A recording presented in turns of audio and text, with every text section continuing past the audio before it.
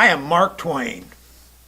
Because of my scribblings, I've acquired a great deal of celebrity. This in turn has led to introductions to some of the most distinguished and interesting saints, socialites, pirates, and scoundrels our planet has to offer. Of all of these stellar personalities, there is one whose undying friendship towards the human race is eclipsed only by my own. That individual is Nikola Tesla. To this day, the only moments when he is not touching our lives are those that occur while we sleep. Some would characterize him as the archetypical mad scientist. This is unfair. He was not mad, not even peeved. His eccentricities were astounding, but forgivable when viewed in the light of scientific brilliance which permeated his existence and left a legacy that has enriched us all. He was acquainted with me long before we met. He had contracted cholera as a young man and claimed that reading my books was the panacea that led to his remarkable recovery. I told you he was brilliant.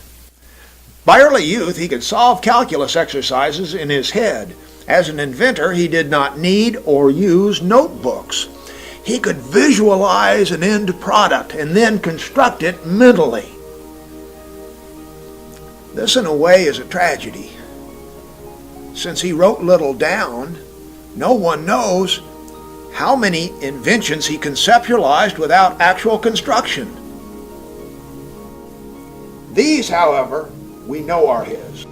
Alternating current, the fluorescent light, X-rays, wireless communication, remote control, radio, induction motors, and, to a great degree, the transistor. He claimed to have developed a method of delivering inexhaustible power to every household in America. But when his sponsor, George Westinghouse, realized it could not be regulated and there was no way to charge for it, he shut down the operation. My introduction to Tesla was brought about by an affliction from which I was suffering. Constipation of a most disagreeable and determined sort. Upon my initial visit to his laboratory, he had me stand upon a steel plate which oscillated and through which an electrical current ran. I was apprehensive at first, but after my initial treatment, I was greatly relieved. This therapeutic contraption had an altogether different origin. Nikola was the one that discovered Earth's magnetic frequency, leading to the realization that all things had individual frequencies. By utilizing an outside source to duplicate that resonance, incredible things would occur. He developed a pulsing box that was adjustable and no bigger than a clock. He activated it in his workshop and then got distracted, piddling away with something else. It resulted in a fairly serious seismic disturbance. When the police arrived, they found him in the act of smashing his wayward offspring with a hammer. It was later retooled into the device that proved so beneficial to me. Naturally, it became the desire of certain powerful individuals with the request to develop a death ray to be used in warfare. He explained that such a notion was ludicrous and impossible. It could not be done. A ray diffuses too quickly and would not be effective past a few feet. What they needed was a charged particle beam projector. He could build one of those that could slaughter anything on the ground or in the air. His work in this field caused me to send him the following letter.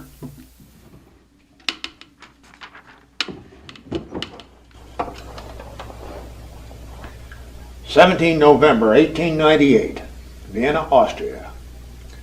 Dear Mr. Tesla, have you Austrian and English patents on that destructive terror which you are inventing? And if so, won't you set a price on them and commission me to sell them? I know cabinet ministers of both countries, and of Germany too, likewise William II. I shall be in Europe a year yet. Here in the hotel the other night, when some interested men were discussing means to persuade the nations to join them with the Tsar and disarm, I advised them to seek something more sure than disarmament by perishable paper contract. Invite the great inventors to contrive something against which fleets and armies would be helpless, and thus make war henceforth impossible. I did not suspect that you were already attending to that and getting ready to introduce into the earth permanent peace and disarmament in a practical and mandatory way. I know you're a very busy man, but will you still find time to drop me a line? Sincerely yours, Mark Twain. At the onset of World War II, he tried to interest the Allied nations in this device, claiming that it had been tested and would make warfare obsolete. The only nation that took him seriously was Russia. They eventually gave him a check for $25,000, a fortune in those days.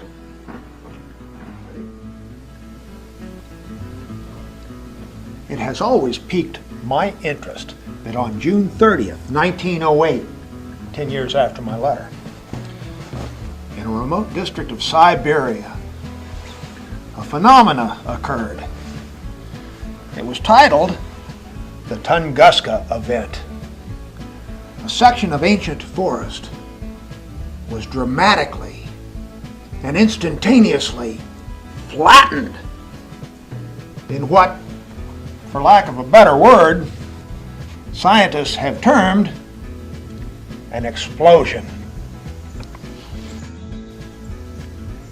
I must correct myself. In my line of work, proper definitions are of utmost importance. I said it was a section of forest, and that is wrong. A section is merely 640 acres of land. What got flattened in Siberia was 770 sections, almost twice the size of the county in which I now stand. Neither Tesla nor the Russians ever implicated him in this astounding matter, and I am not one to cast aspersions or spread harmful gossip. I just think it's interesting.